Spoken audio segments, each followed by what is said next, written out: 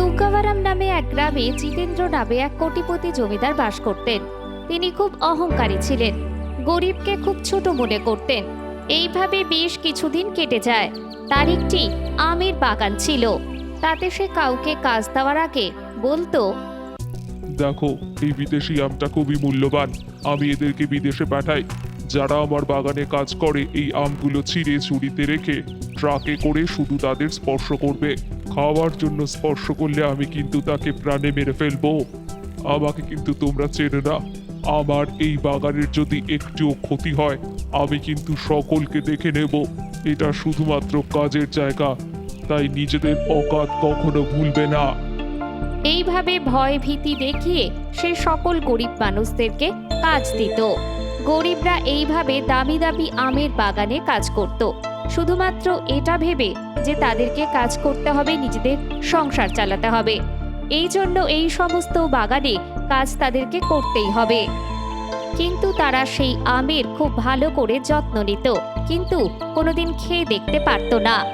এইভাবে বেশ কিছুদিন কেটে যায়। সেই বাগানে কাজ করা ওয়াকেয়ার একজন ছোট্ট ছেলে কোটি তার বাবাকে জিজ্ঞাসা করে, বাবা, আমাদের জন্য ভগবান এই আমগুলো কেন বানায়নি? মন্দিরের পুরোহিত বলে আমরা সবাই ভগবানের সন্তান, তাহলে গরিবরা আম কেন খেতে পারবে না? এখন আমরা পৃথিবীর মাটিতে হাঁটি, আমরা গাছ লাগাই, আমরা চাষ করি, কিন্তু আমরা তো খেতে পারছি না। এগুলো ভুলেও কখনো খাবার কথা ভাববে না। এগুলো ধনীদের খাবার জিনিস। জানতে পারলে আমার জীবন হানিও করতে পারে। তাই এই আম খাওয়ার কথা তুমি ভুলে যাও। এসব আমাদের জিনিস নয় বাবা। আমরা যা খেতে পাই তাই খেয়েই বাঁচতে হবে। আমরা তো গরিব, ধনীদের এই সমস্ত খাবারের দিকে আমাদের নজর দিতে নেই। সোনা ছেলে। তার বাবা এই কথা বললে কোটির কাছে কিন্তু আম খাওয়া কেমন হয় এটা জানার খুব ইচ্ছে ছিল।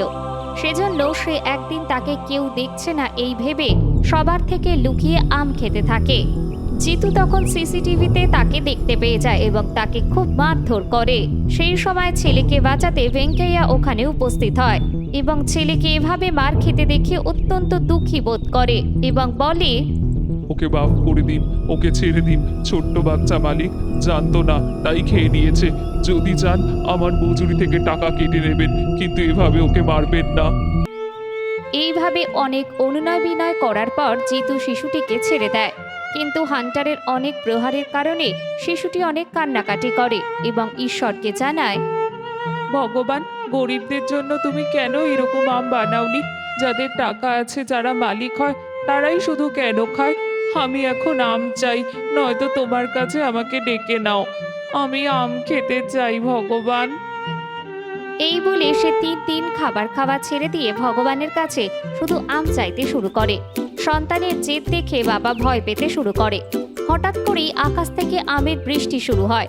তখন কোটি আমের বৃষ্টিতে ভিজতে ভিজতে তার পছন্দের আম খেতে থাকে, আর বাগানে কাজ করা সব শ্রমিকও আকাশ থেকে পড়া আম খায়।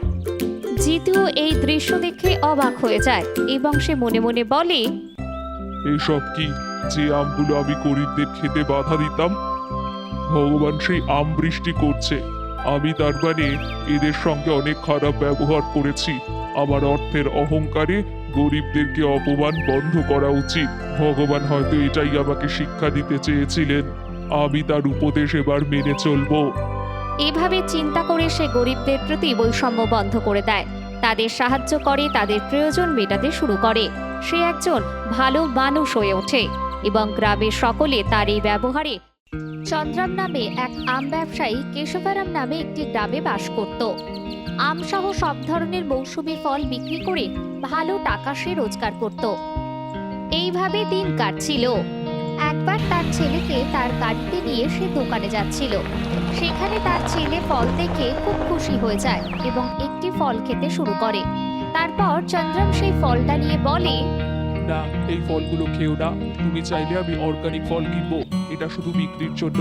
তুমি এগুলো খেও না। ঠিক আছে বাবা, তুমি তো খুবই ভালো ছেলে, সবই তো বোঝো তুমি। এগুলো কি শুধু বিক্রি করার জন্য, খাওয়ার জন্য নয় বাবা? কিন্তু এটা অন্যের জন্য খাবার, তোমার জন্য আলাদা রয়েছে। সে তার দোকানের কর্মীকে ডাকে এবং তার হাতে টাকা দিয়ে বলে, দেখো এখানে যে অর্গানিক ফল আছে সেই দোকানে একে নিয়ে যাও। যা ফল ও খেতে চায়, যতটা খেতে চায় ততটাই ওকে কিনে দিয়ে দিও, আর ওকে সাবধানে বাড়িতে ছেড়ে দিয়ে এসো কিন্তু। দীর্ঘদিন ধরে তার দোকানে ফলগুলোকে টাটকা ও পাকা দেখাতে রাতের বেলা ফলের মধ্যে রাসায়নিক ঢেলে সেই সমস্ত ফল বিক্রি করে মানুষের জীবন নিয়ে সে খেলা চালিয়ে যাচ্ছিল। এই ফলের কারণে সমস্ত মানুষ অসুস্থ হতে শুরু করে। এটা কেউ জানতো না, শুধুমাত্র চন্দ্রম জানতো। তবুও সে এ বিষয়ে পাত্তা দিত না। কয়েকদিন পরে কাশ্মীরে অনুষ্ঠিত হতে যাওয়া ফলের প্রদর্শনীতে নতুন ধরনের ফলের মোকাবিলা করতে যাচ্ছিল সে।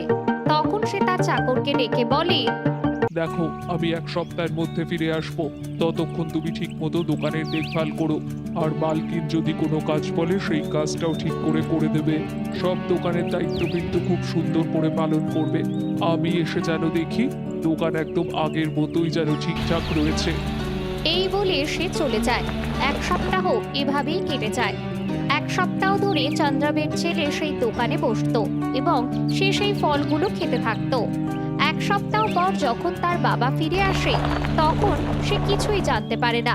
কিন্তু হঠাৎ একদিন তার মাথা ঘুরে যায় এবং নাক দিয়ে রক্ত বের হতে শুরু হয়। চন্দ্রম তখন আতঙ্কিত হয়ে তাকে হাসপাতালে নিয়ে যায়।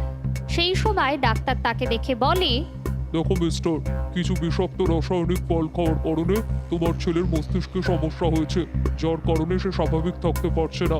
সে হয়তো কিছুটা পিছিয়ে গিয়েছে। এখন থেকে তাকে সব সময় তার যত্ন নিতে হবে এবং তাকে সারা জীবন ওষুধ খেতে হবে। ওর এরকম অবস্থার জন্য আপনাদের আগের থেকে খেয়াল রাখা উচিত ছিল। যাই হোক, যা হয়ে গেছে, এখন ওর ভালো করে যত্ন নিতে হবে কিন্তু। এই কথা শুনে চন্দ্রমের খুব মন খারাপ হয়ে যায়।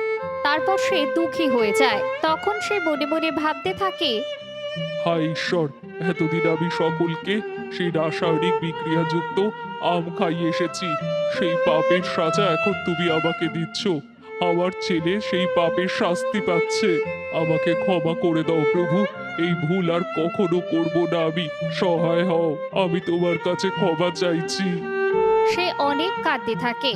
এইভাবে চন্দ্রম নিজের হাতে নিজের পায়ে কুড়োল মারে। তার নিজের স্বার্থ সিদ্ধির জন্য সে মানুষের জীবন নিয়ে খেলছিল এবং তার শাস্তি হিসেবে